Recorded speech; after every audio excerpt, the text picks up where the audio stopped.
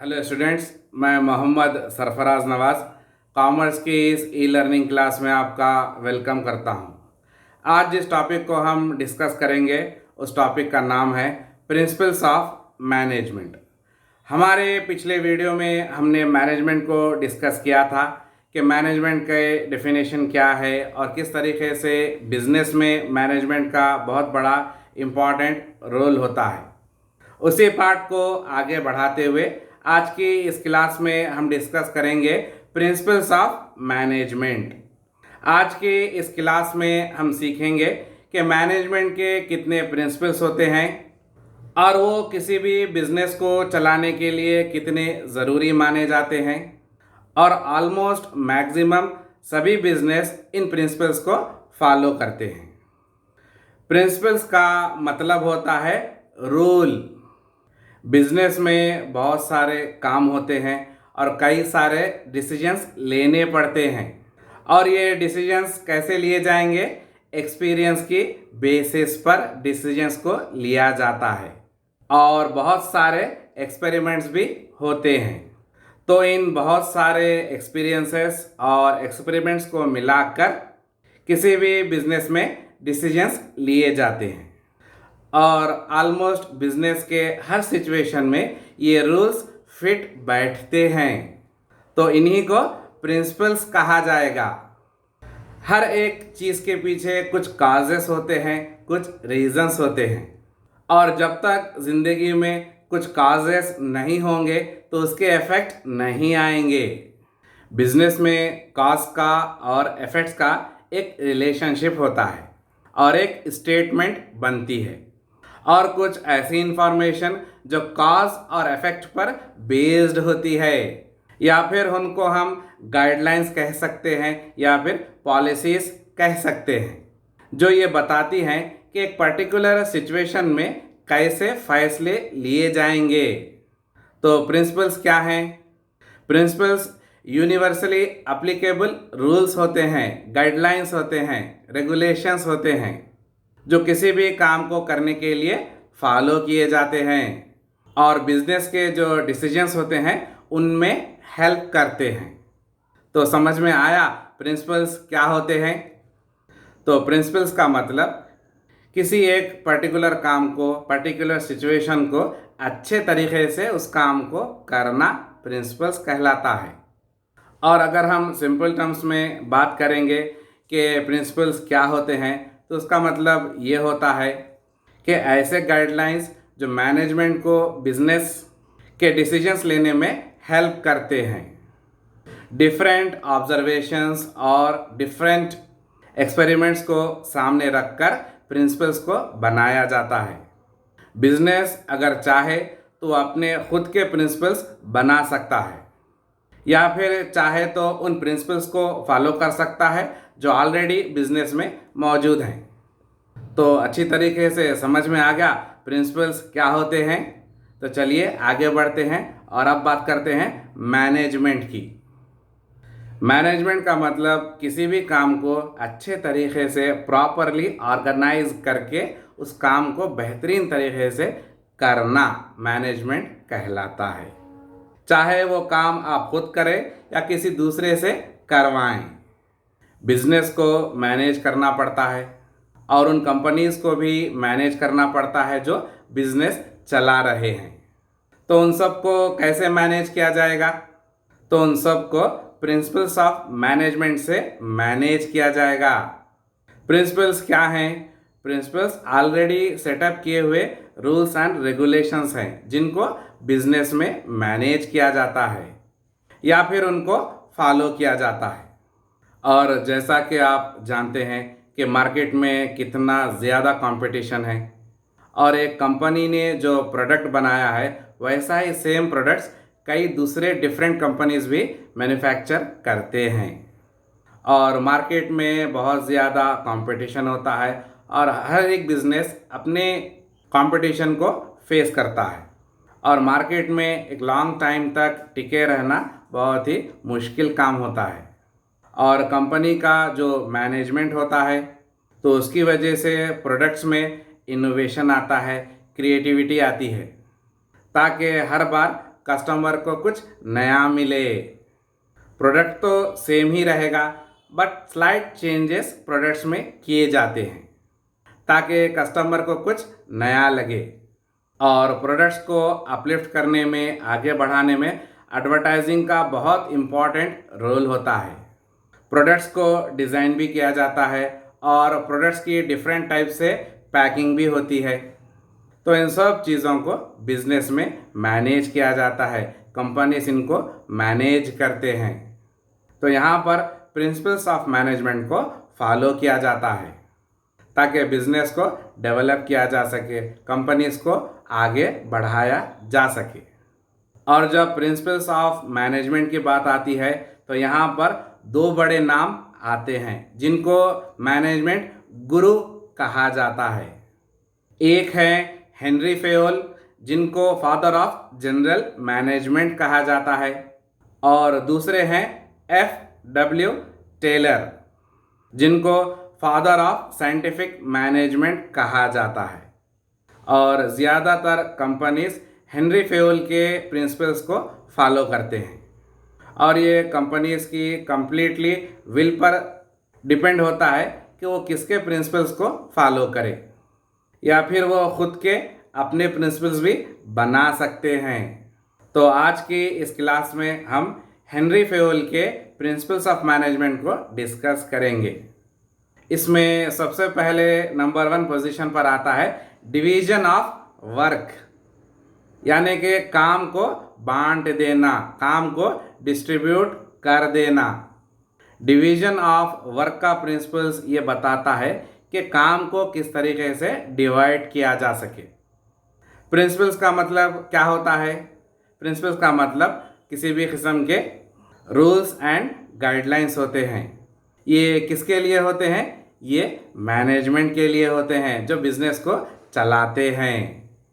तो division of work में क्या किया जाता है? इसमें कंपनी क्या करती है कि इंडिविजुअल्स को, जो लोग होते हैं, उनको उनके एबिलिटीज़ और कैपेबिलिटीज़ के हिसाब से वर्क को डिवाइड किया जाता है। और जैसा कि आप जानते हैं कि हर आदमी की एबिलिटीज़ अलग होते हैं, कैपेबिलिटीज़ अलग होते हैं। और डिवीजन ऑफ वर्क को समझने के लिए हमें इन दोनों को समझना पड़ेगा। फिज़िकल पावर के लिए, यानी हम जो जिस्मानी काम करते हैं उसके लिए, फिज़िकल पावर के लिए एबिलिटी यूज़ होता है।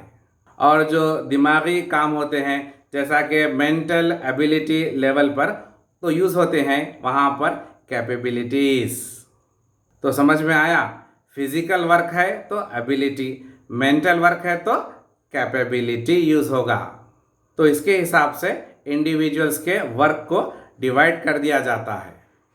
और डिवीजन ऑफ वर्क का सबसे इम्पॉर्टेंट काम स्पेशलाइजेशन करवाना होता है। और जब एक आदमी एक ही काम को बार बार करता है, लगातार करता है, कंटिन्यूस करता है, तो वो उस काम में वो स्पेशलाइज हो जाता है, एक्सपर्टाइज हो जाता है और वो अपने काम में परफेक्ट बन जाता है और वो अपने काम में कंफ्यूज नहीं होता। तो चलिए आगे बढ़ते हैं और अब बात करते हैं दूसरे प्रिंसिपल्स ऑफ मैनेजमेंट की, जो है अथॉरिटी एंड रेस्पॉन्सिबिलिटी। अथॉरिटी का मतलब राइट्स और पावर होता है, और जो बिजनेस ऑर्गेनाइजेशन होता है वहाँ पर अथॉरिटी का मतलब किसी भी आदमी की जो अथॉरिटी होती है तो वो उसको बिजनेस ऑर्गेनाइजेशन में अपने रिसोर्सेस कैसे यूज़ करता है और कैसे डिसीजंस लेता है, ये उस पर डिपेंड करता है। बिजनेस ऑर्गेनाइजेशन में दो चीज़ें होती हैं, एक होता है ऑर्गेनाइजेशनल रिसोर्सेस और दूसरा होता है डिसीजन मेकिंग। और जिसके पास अथॉरिटी होगी वो ऑर्गेनाइजेशन में अपने रिसोर्सेस को इस्तेमाल करते हुए बेहतरीन डिसीजंस ले सकता है। और रिस्पॉन्सिबिलिटी का मतलब ड्यूटी होता है, ऑब्लिगेशन होता है। और बिजनेस ऑर्गेनाइजेशन में जब किसी को कुछ काम दिया जाता है तो वो ये उसकी रिस्पॉन्सिबिलिटी बनती है, ड्यूटी बनती है कि वो उस काम को अच्छे तरीके से अदा करे, अच्छे तरीके से उस काम को पूरा करे, कंप्लीट करे। और अथॉरिटी और रिस्पॉन्सिबिलिटी में एक प्रॉपर बैलेंस होना चाहिए। अथॉरिटी के साथ रिस्पॉन्सिबिलिटी का होना ज़रूरी है और रिस्पॉन्सिबिलिटी के साथ अथॉरिटी का होना भी ज़रूरी है। दोनों एक दूसरे के लिए ज़रूरी है। अगर सिर्फ अथॉरिटी दी गई है, रिस्पॉन्सिबिलिटी नहीं दी गई है, तो ये चीज़ ऑर्गेनाइजेशन में इर्रेस्पॉन्सिबल बिहेवियर क्रिएट करेगी। तो इसका क्या मतलब हुआ? इसका मतलब ये हुआ कि इन दोनों का होना ज़रूरी होता है। किन दोनों का? अथॉरिटी का और रिस्पॉन्सिबिलिटी का। अथॉरिटी में क्या होता है? अथॉरिटी में कमांड दिया जाता है। कमांड किसको दिया जाएगा? सबऑर्डिनेट्स को दिया जाएगा। और सबऑर्डिनेट्स क्या करेंगे? सबऑर्डिनेट्स उस काम को रिस्पॉन्सिबिलिटी के साथ ओबे करेंगे। रिस्पॉन्सिबिलिटी का मतलब अकाउंटेबिलिटी भी होता है, यानी कि आपको जवाब देना पड़ेगा। प्रिंसिपल्स ऑफ मैनेजमेंट के तीसरे नंबर पर है डिसिप्लिन। बिजनेस में जो भी रूल्स एंड रेगुलेशंस है, गाइडलाइंस है, प्रिंसिपल्स है, उनकी रेस्पेक्ट करनी चाहिए। टाइम को फॉलो करना चाहिए, इंस्ट्रक्शंस को ओबे करना चाहिए, और ये तमाम चीज़ें डिसिप्लिन में आती हैं। और किसी भी बिजनेस ऑर्गेनाइजेशन में डिसिप्लिन ना हो तो क्या होगा? लॉन्ग टर्म के लिए बिजनेस को नहीं चलाया जा सकता। तो डिसिप्लिन का होना बहुत ही ज़रूरी है। मैनेजमेंट का फोर्थ प्रिंसिपल है यूनिटी ऑफ कमांड। इसमें क्या होता है? इसमें यह होता है कि सबऑर्डिनेट को जो ऑर्डर दिया जाएगा वो एक ही सुपरवाइज़र से दिया जाएगा, और अगर एक से ज़्यादा सुपरवाइज़र्स उसको ऑर्डर देंगे तो वो काम को नहीं कर सकेगा, वो काम को करने में कंफ्यूज हो जाएगा, और इस तरीके से काम डिले भी हो सकता है। तो यूनिटी ऑफ कमांड में क्या होता है? यूनिटी ऑफ कमांड में कमांड जो ऑर्डर दिया जाएगा वो सिर्फ सुपरवाइज़र ही देगा, एक ही सुपरवाइज़र देगा अपने सबऑर्डिनेट को। क्लियर हुआ? कंपनीज में डिफरेंट डिपार्टमेंट्स होते हैं, जैसे sales department, purchase department, finance department, या फिर HR डिपार्टमेंट एक्सेट्रा। तो इन सब के अलग अलग मैनेजर्स होते हैं, और कंसर्न डिपार्टमेंट के मैनेजर्स ही उनके सबऑर्डिनेट्स को ऑर्डर देंगे, तो काम सही होगा और टाइम पर होगा। मैनेजमेंट का पांचवा प्रिंसिपल्स है यूनिटी ऑफ डायरेक्शंस। ये यूनिटी ऑफ कमांड का एक्सटेंशन है। इसका मतलब एक ही ग्रुप एक ही प्लान पर काम करेगा, और उसका एक ही हेड होगा, लीडर होगा। और अगर कोई कंपनी मल्टीपल प्रोडक्ट्स बना रही है तो हर एक का सेपरेट डिपार्टमेंट होना चाहिए। तो चलिए आगे बढ़ते हैं और अब बात करते हैं मैनेजमेंट के छठे प्रिंसिपल की, जो है subordination of individual interest over general interest. अब हम यहाँ पर इंटरेस्ट को कैसा समझेंगे? यहाँ पर इंटरेस्ट का मतलब हम एम्प्लॉय का इंटरेस्ट समझेंगे। हो सकता है कि एम्प्लॉय का इंटरेस्ट सैलरी में हो, या फिर एम्प्लॉय का इंटरेस्ट प्रमोशन के लिए हो, या फिर वो सोशल स्टेटस के लिए उसका इंटरेस्ट भी हो सकता है। और जब एक बिजनेस ऑर्गेनाइजेशन में कुछ कॉन्फ्लिक्ट आता है, कुछ प्रॉब्लम्स आते हैं, तो यहाँ पर जनरल इंटरेस्ट को प्रायोरिटी, अहमियत देनी पड़ेगी। किस पर देनी पड़ेगी? इंडिविजुअल इंटरेस्ट पर देनी पड़ेगी। यानी कि पहले कंपनी के जनरल इंटरेस्ट के बारे में सोचा जाएगा, ना कि इंडिविजुअल इंटरेस्ट के बारे में सोचा जाएगा। और मैनेजमेंट का सेवंथ प्रिंसिपल है रेम्यूनरेशन ऑफ पर्सनल। इस केस में क्या होता है? इस केस में एम्प्लॉय को जो एम्प्लॉयर से रेम्यूनरेशन मिल रहा है वो फेयर होना चाहिए। रेम्यूनरेशन मॉनेटरी भी होता है और फिर नॉन मॉनेटरी भी होता है, जैसे कि फ्लैट या फिर अपने एम्प्लॉय को कार दी गई है, ये नॉन मॉनेटरी में आएगा। इस केस में दोनों यानी कि एम्प्लॉयर और एम्प्लॉय दोनों के सेटिस्फैक्शन ज़रूरी होता है। एम्प्लॉय को ऐसा लगे कि उसको जो मॉनेटरी बेनिफिट्स दिए जा रहे हैं वो फेयर हैं, और एम्प्लॉयर को भी ऐसा लगे कि वो एम्प्लॉय से जो काम ले रहा है उसके बदले में जो बेनिफिट्स, मॉनेटरी बेनिफिट्स या नॉन मॉनेटरी बेनिफिट्स दे रहा है वो भी फेयर हैं। और जो रेम्यूनरेशन होता है वो एफर्ट्स को जस्टिफाई करना ज़रूरी होता है। और मैनेजमेंट का अगला प्रिंसिपल है प्रिंसिपल्स ऑफ इक्वालिटी, यानी कि इक्वल ट्रीटमेंट। यहाँ पर किसका इक्वल ट्रीटमेंट होगा? किसी भी बिजनेस ऑर्गेनाइजेशन में वर्कर्स होते हैं, एम्प्लॉयज़ होते हैं, मैनेजर्स होते हैं, सुपीरियर्स होते हैं।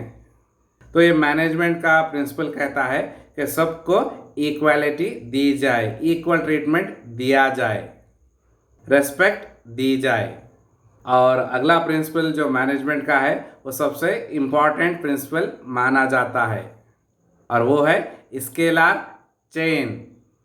स्केलर चेन ऐसी चेन होती है कि उसको अनब्रोकन चेन ऑफ कमांड कहा जाता है। स्केलर चेन में commands from top to lower level पर दिए जाते हैं और बिजनेस के जितने भी कमांड्स होते हैं वो टॉप मैनेजमेंट से मिडिल मैनेजमेंट में आते हैं और मिडिल मैनेजमेंट से लोअर मैनेजमेंट में आते हैं। तो इस चेन का कमांड टॉप टू लो रहता है। और सबसे आखिरी प्रिंसिपल है स्प्रेड दी क्रॉप। ये एक फ्रेंच वर्ड है जिसका मतलब होता है टीम स्पिरिट होती है, ट्रस्ट होता है, यूनिटी होती है, कोऑपरेशन होता है और जितने भी ऑर्गेनाइजेशन में एम्प्लॉयज़ होंगे वो सब मिलकर यूनिटी के तौर पर काम करेंगे, सब मिलकर आपस में एक दूसरे के काम करेंगे। तो समझ में आए प्रिंसिपल्स ऑफ मैनेजमेंट क्या होते हैं? प्रिंसिपल्स ऑफ मैनेजमेंट वैसे तो कई सारे हैं मगर हमने उसमें से चंद को यहाँ पर डिस्कस किया है। प्रिंसिपल्स ऑफ मैनेजमेंट में हमने यहाँ पर 10 प्रिंसिपल्स को डिस्कस किया है। क्या है वो प्रिंसिपल्स? एक मर्तबा रिमाइंड करिए। नंबर 1 पोजीशन पर आता है डिवीजन ऑफ वर्क और दूसरे नंबर पर आता है अथॉरिटी एंड रेस्पॉन्सिबिलिटी। तीसरे नंबर पर आता है डिसिप्लिन और चौथे नंबर पर आता है यूनिटी ऑफ कमांड। पांचवें नंबर पर है यूनिटी ऑफ डायरेक्शंस और छठे नंबर पर है subordination of individual interest over general interest और सातवें नंबर पर है रेम्यूनरेशन ऑफ पर्सनल और आठवें नंबर पर है प्रिंसिपल ऑफ इक्वालिटी और 9th पोजीशन पर है स्केलर चेन और सबसे आखिरी में आता है 10वें नंबर पर स्प्रेड दी क्रॉप। तो समझ में आया आपको प्रिंसिपल्स ऑफ मैनेजमेंट क्या होते हैं और कितने होते हैं? और मैं उम्मीद करता हूँ कि आपको आज की ये क्लास समझ में आई होगी। तो हमारी इस क्लास को यहीं पर रोकते हैं और मिलते हैं अपने नेक्स्ट वीडियो में। तब तक के लिए अपना ख्याल रखना और दुआओं में मुझे याद रखना। Thank you.